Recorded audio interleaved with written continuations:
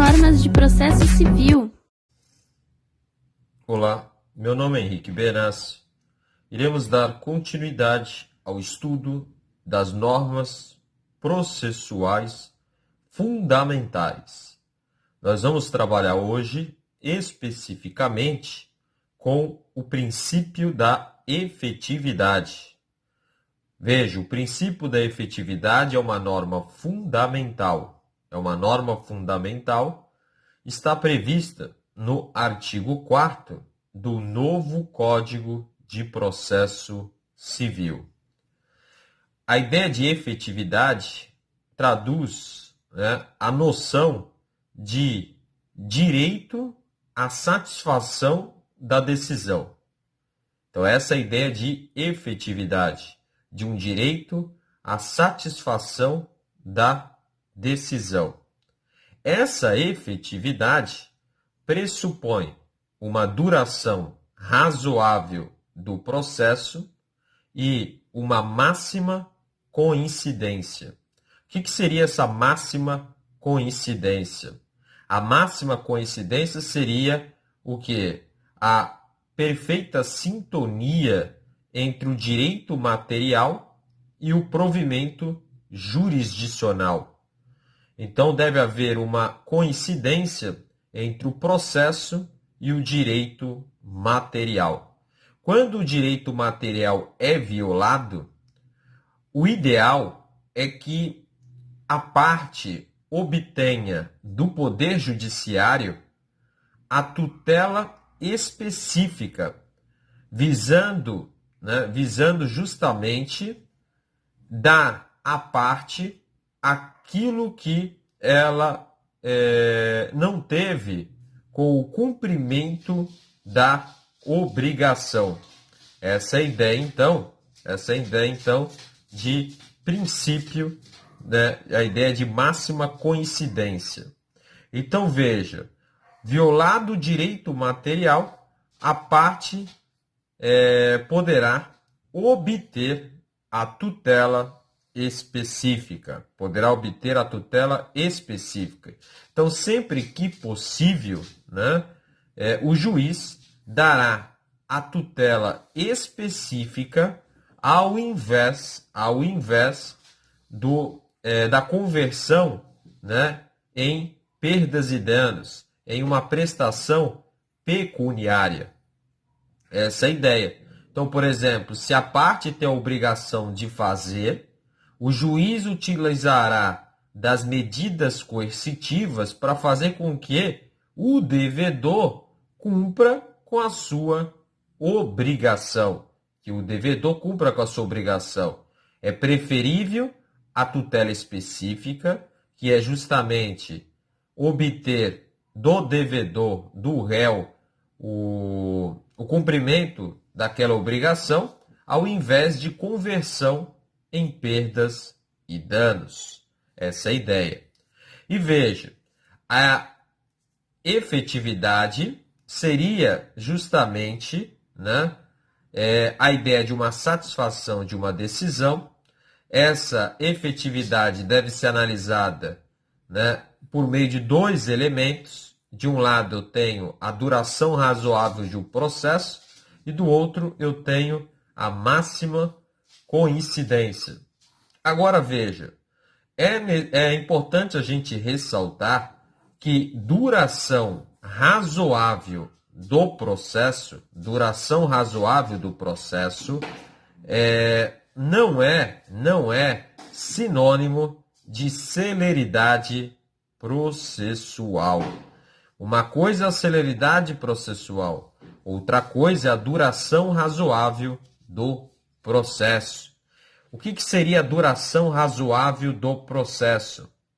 A razoável duração do processo significa o seguinte: o processo deve demorar o estritamente necessário para que haja uma boa tutela jurisdicional, devendo-se levar em consideração aqui alguns fatores, como, por exemplo, a postura do réu. É óbvio, por exemplo, se o réu se tornar revel, o processo vai, né, terminar mais rápido. É necessário também levar em consideração, na duração razoável do processo, a questão envolvendo a complexidade da causa.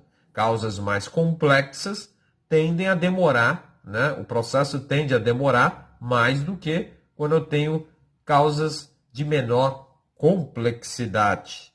Além disso, né, é importante a gente verificar a questão envolvendo a estrutura funcional do órgão jurisdicional, bem como o volume de trabalho desse órgão jurisdicional. Então, essa é a ideia, né, de duração razoável do processo, que não significa celeridade processual. Celeridade processual. E veja, a duração razoável do processo está previsto na Constituição Federal, no artigo 5º, inciso, né, 78. E veja, há alguns instrumentos, né, que a parte pode utilizar para que seja efetivado essa razoável duração do processo. Por exemplo, a parte poderia impetrar um mandado de segurança, por uma omissão do juiz, uma omissão judicial, né? Então, diante desta omissão judicial, né, seria então possível o manejo, a utilização do mandado de segurança. Além disso, é possível a parte prejudicada representar, né, fazer uma representação, né, por excesso de prazo. Então, pode representar, né, por exemplo, lá na corregedoria, né, no CNJ, né, caso haja excesso de prazo, né, na conclusão do processo. E isso está previsto no artigo 235 do Código de Processo Civil de 2015. Além disso, veja, o Código de Processo Civil estabelece o seguinte: o juiz que injustificadamente reter os autos do processo não será promovido. O juiz que injustificadamente reter os autos do processo não será promovido. Veja que é importante também a gente ressaltar o seguinte: o novo Código de Processo Civil possibilita fazer uma adaptação do procedimento conforme as necessidades do caso concreto. Isso pode acontecer, né, por um ato do juiz, do próprio magistrado, ou então, né, quando as partes, por vontade das partes, mediante a celebração de um negócio jurídico processual, com base no princípio do autorregramento da vontade das partes. Perceba que não existe mais aquela ideia de um procedimento estático. Hoje, né, no novo Código de Processo Civil, que é datado de 2015, nós trabalhamos com um procedimento dinâmico. Veja, as partes e o juiz, né, devem se libertar de esquemas processuais pré-moldados para adaptarem as especificidades do caso concreto. Por exemplo, o artigo 139, inciso 6 do Código de Processo Civil vai permitir uma dilação, um aumento no prazo e também uma alteração na ordem da produção de provas, justamente quando entender ser mais viável, mais conveniente e oportuno para o caso concreto. Além disso, nós temos o artigo 139, inciso 4, do Código de Processo Civil de 2015, que vai dar ao juiz um poder geral de efetivação, permitindo que o juiz utilize medidas executivas atípicas, inclusive quando envolver, né, pagamento de quantia em dinheiro, inclusive quando envolver pagamento de quantia em dinheiro. E isso é uma grande novidade em relação ao CPC de 73, conhecido como Código de Buzaide, né?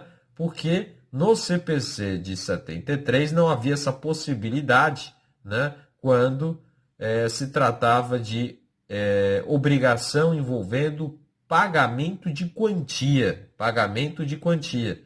E veja, o juiz, né, justamente para tornar as suas decisões efetivas, para que se consubstancie o direito à satisfação, né, daquela decisão, pois nada adiantaria o juiz proferir uma decisão e ficar por isso mesmo, ela não ser cumprida, né? Então, o juiz pode se valer de várias medidas, né, executivas, né, atípicas, como, por exemplo, ele pode determinar bloqueio, né, de passaporte, bloqueio de carteira de habilitação, ele pode determinar também, né, bloqueio de cartão de crédito. O juiz pode determinar o bloqueio de contas públicas para o caso, né, para obrigar o poder público a fornecer, né, medicamentos. Isso o STJ, o Superior Tribunal de Justiça, já decidiu nesse sentido, né? Então veja que há uma série de medidas executivas atípicas voltadas a concretizar o princípio da efetividade, a proporcionar um direito à satisfação da decisão. Com isso, então, nós falamos sobre o princípio da efetividade.